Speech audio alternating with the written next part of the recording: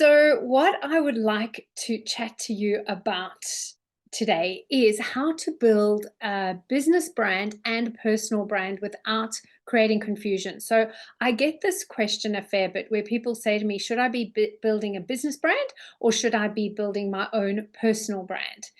And the question is, well, you need to figure out what it is that you're wanting to achieve. So, what are your goals around why you're building a brand in the first place? So, if you are looking at something where you want to have not necessarily longevity, but something that can go long beyond you. So, you might want to sell it in the future, that type of thing. That is where you want to build a business brand. You don't want it to be tied too much with your own identity and personality. However, if you are wanting to build a brand where you are a thought leader in your industry, in your space, then you definitely want to build a personal brand because that is what is going to set you apart from your competitors.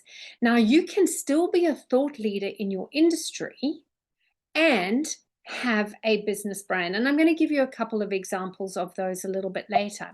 But one of the things that you want to look at first and foremost is if you're going to have a personal brand and a business brand, you need to figure out what the hierarchy is going to be.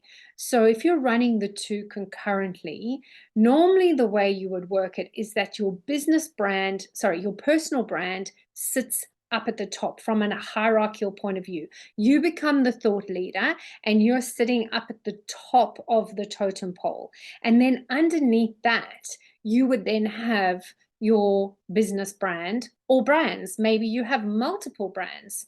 So for me, as an example, I have my Debbie O Brands personal brand up at the top, and underneath that I have White River Design, I have the Creative Fringe, I have my brand personalities, I have the brand magic brand as well. So I've got all of those that sit underneath me, and they are their own entities. They run under their own brands, but they come under my banner.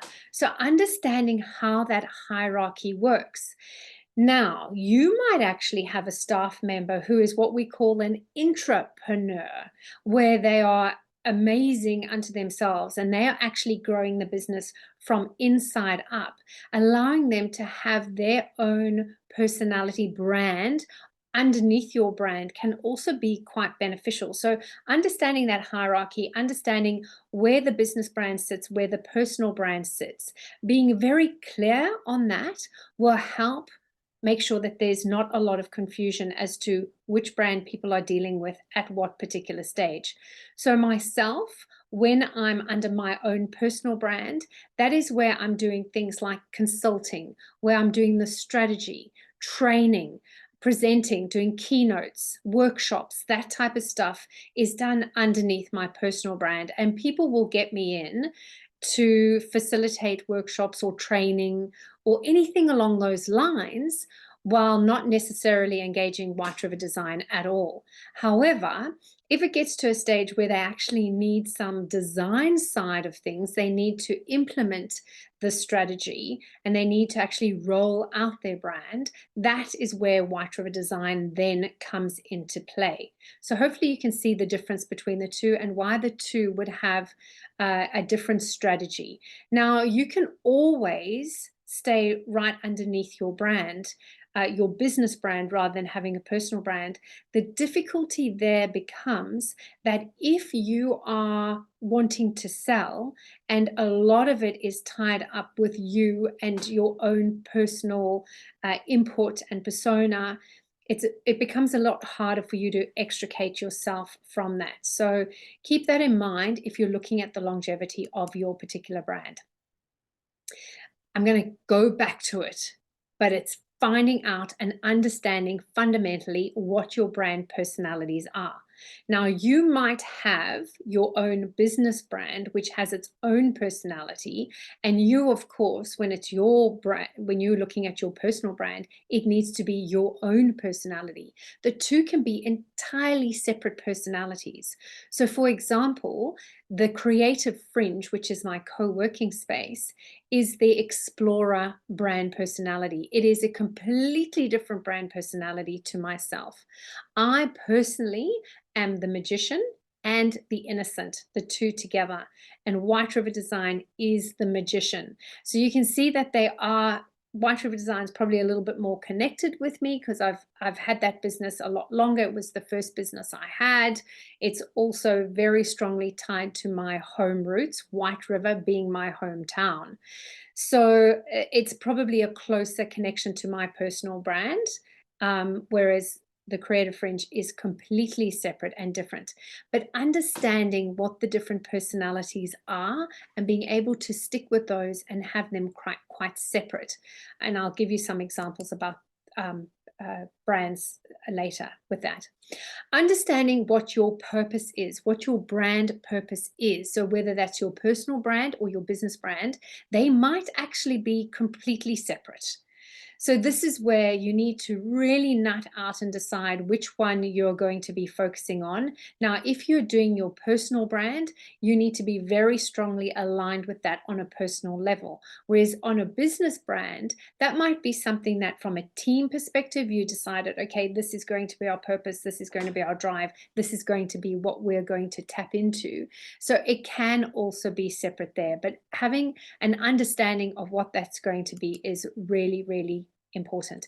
And then also your brand reputation. What do you want to be known for? What do you want to be famous for?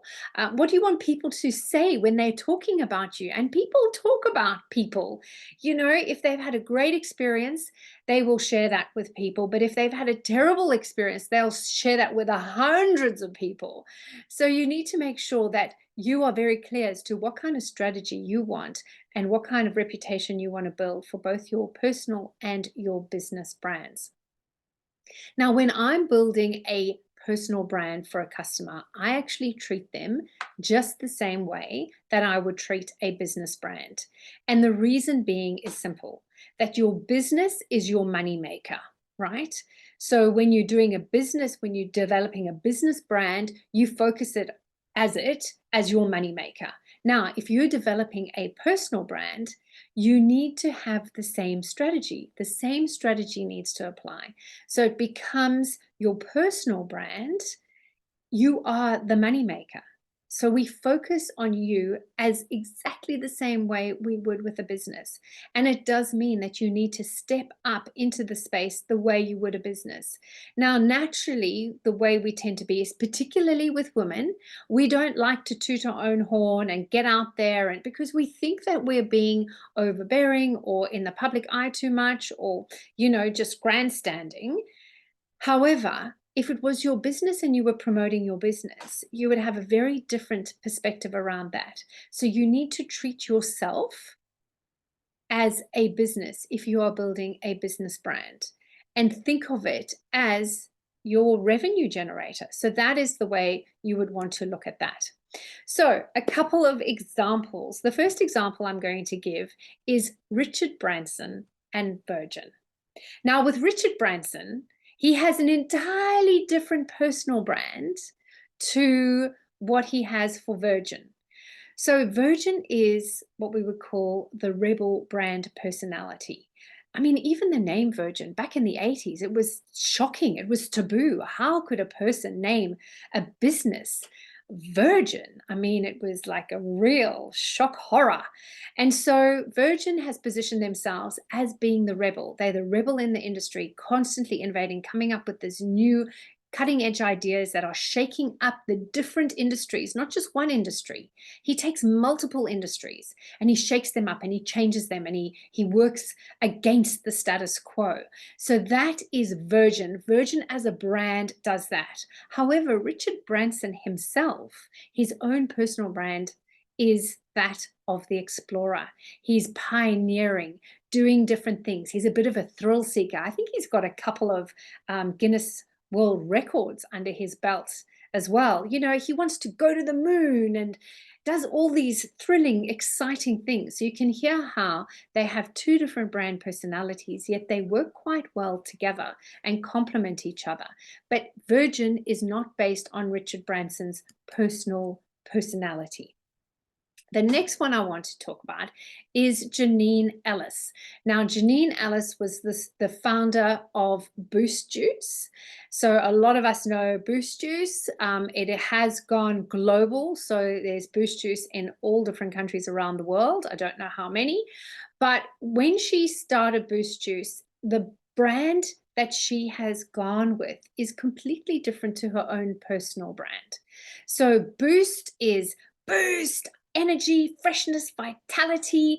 It has this feeling of being lighthearted and fun. They don't take themselves that seriously. The people that work behind the counter are young and vibrant and energetic. And so Boost sits underneath the entertainer personality archetype. Whereas Janine herself, she's more of an innocent. It's all about gratitude and positivity and thinking the glass is half full all the time, and that sense of nostalgia that comes through. So she's happy and joyful and, just a really just a good person. And so you can see how, once again, the two can fit together, but they are completely separate personalities. So Boost can stand on its own. She's been able to sell it. She's been able to move away from the running of Boost because it's not so strongly based on her personality.